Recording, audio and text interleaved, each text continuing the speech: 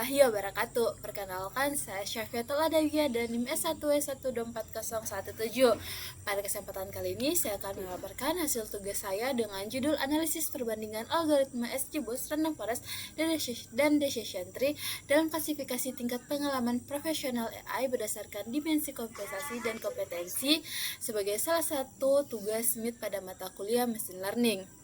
Nah, masuk di problem definition, di penelitian ini saya mulai dari kondisi bahwa saat ini produksi data judicial terus meningkat, terutama di bidang AI dan data saintik. Data yang dihasilkan tidak hanya banyak, tetapi juga memiliki struktur yang cukup kompleks. Nah, dengan adanya kondisi tersebut, proses analisis secara manual menjadi kurang efektif dalam menemukan pola data.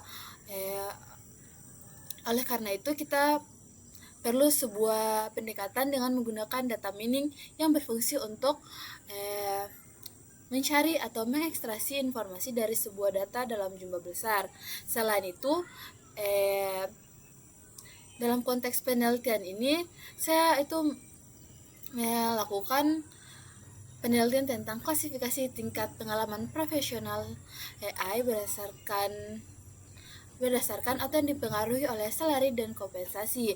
Kompensasi di sini bisa dibilang gaji dan kompetensi di sini bisa dibilang skill. Oleh karena itu, karena hubungan antar data tidak sepenuhnya linear, maka diperlukan algoritma yang mampu menangkap pola data yang tidak linear. Nah, di sini juga ada data understanding bahwa dataset yang saya gunakan itu adalah dataset AI dan dataset Scientific Job Market tahun 2020 sampai 2026 yang berisi lebih dari 10.000 data dengan 18 kolom dan 1 fitur target yang disebut experience level. Di dataset ini data tersusun secara rapi dalam presentasikan kondisi pasar AI dan data saintik mencakup informasi terkait kebutuhan pekerjaan, karakteristik perusahaan, keterampilan, tingkat pendidikan, pengalaman kerja, serta rentang gaji yang mampu menggambarkan pola perekrutan dan perbedaan karakteristik profesional dan dari berbagai tingkat pengalaman. Nah, di sini saya menggunakan 3 algoritma. Yang pertama itu Random Forest, yang kedua itu Decision Tree, dan yang kedua itu Decision Tree, yang ketiga itu XGBoost seperti saya bilang tadi. Kenapa saya pilih algoritma ini? Karena algoritma berbasis tree ini mampu menangkap pola hubungan non-linear antar variabel, yaitu hubungan yang tidak selalu lurus atau side. Nah, di eksplorasi data atau EDA di sini saya menggunakan berdasarkan pengecekan struktur data, dapat dilihat bahwa dataset ini terdiri dari 10.345 data dengan 19 kolom yang mencakup 11 fitur numerik dan 8 fitur kategorikal. Seluruh kolom memiliki jumlah data yang sama atau not null, bisa dilihat pada gambar, sehingga menunjukkan bahwa tidak terdapat missing value pada dataset. Nah, selanjutnya di sini saya juga melihat statistika deskripsi dari sebuah data. Kita bisa lihat distribusi data yang cukup beragam dari kolom numerik yang bisa dilihat daripada pengalaman kerja itu sekitar di 6-7 tahun dengan rentang itu 0 sampai 14 tahun, sedangkan di variasi gaji itu rata-rata di 13.000 USD dan yang maksimal itu ada 204 143 USD. Di sini kita bisa lihat adanya gap kompensasi yang signifikan antar individu. Nah, di sini saya juga melakukan eksplorasi data untuk melihat distribusi target atau experience level yang menunjukkan bahwa jumlah pada setiap kelas itu relatif seimbang. Hal ini mengindikasikan bahwa dataset tidak mengalami keseimbangan kelas, sehingga model dapat dibangun bekerja secara optimal tanpa bias dari salah satu kategori. Di sini juga saya menggunakan distribusi untuk melihat penyebaran gaji pada kolom salary. Di sini kita bisa lihat bahwa orang yang memiliki gaji yang tinggi atau di atas dengan gaji 200 lebih itu cukup sedikit berbanding terbalik dengan orang yang memiliki gaji di rata-rata 12.000 itu 12 juta itu lebih dari 400 orang. Hal ini menunjukkan adanya perbedaan distribusi kompensasi yang digunakan sebagai indikator dalam klasifikasi tingkat pengalaman profesional. Nah, di sini saya juga melakukan eksplorasi data dengan menggunakan box plot. Di sini kita bisa melihat ada di kolom years experience dan job spending ini bisa dilihat distribusi datanya seimbang. Berbeda dengan distribusi pada salary itu kita bisa lihat bahwa ada sebuah titik itu menunjukkan sebuah tanda menunjukkan bahwa outlier. Tapi di sini saya tidak menghapusnya karena saya rasa outlier ini masih dapat mempresentasikan kondisi nyata di dunia kerja di mana seseorang dapat mempunyai gaji yang lebih tinggi dengan tingkat atau skill yang dia mampu.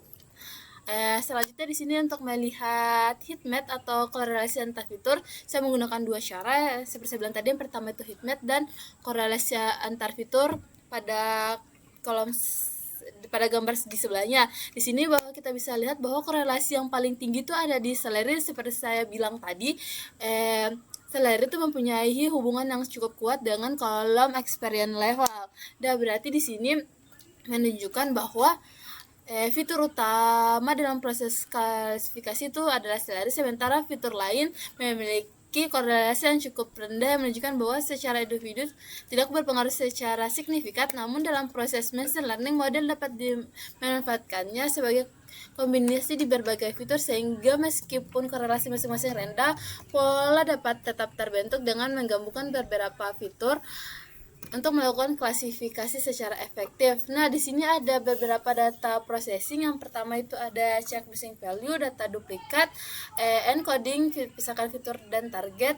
Yang selanjutnya itu ada model selection dan hyperparameter tuning. Di sini kita bisa lihat bahwa kurva memiliki nilai tinggi sejak awal,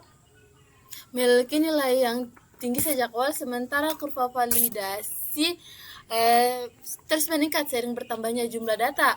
Jarak antara kedua kurva semakin kecil di saat jumlah data semakin banyak. Hal ini menandakan bahwa model bekerja dengan cukup stabil. Nah, di evaluasi sendiri saya menghasilkan akurasi 97% dan performa yang cukup seimbang di setiap kelas sehingga mampu mengklasifikasi tingkat pengalaman kerja dengan baik.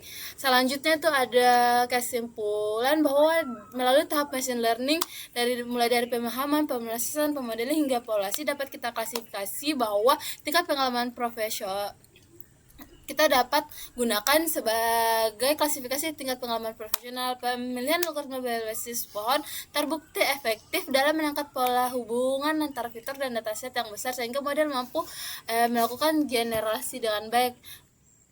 Nah, baik, setelah hasil PPT saya tadi, di sini saya ada juga membuat deploy, yaitu klasifikasi tingkat pengalaman profesional.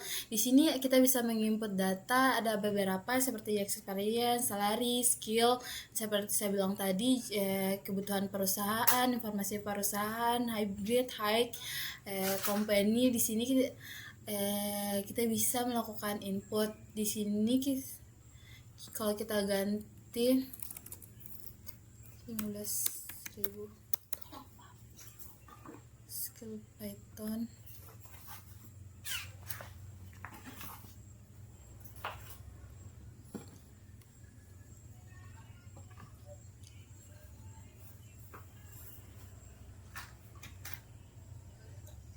Nah, di sini kita bisa lihat tadi setelah diklasifikasi entry, di sini kita bisa melihat klasifikasi senior setelah beberapa skill ditingkatkan menjadi 1. Kita bisa lihat bahwa 1 itu berarti di sini saya menggunakan, kebetulan data saya binary, yaitu ada yang binary seperti 0 dan 1. 1 itu menandakan adanya skill, dan 0 itu berarti tidak mempunyai skill. Di sini juga ada kolom categoricals yang seperti di dataset sebelumnya mengikuti dataset saya. Mungkin itu saja dari saya. Mohon maaf apabila ada salah kata. Saya akhiri. Wabillahi taufiq wal hidayah. Assalamualaikum warahmatullahi wabarakatuh.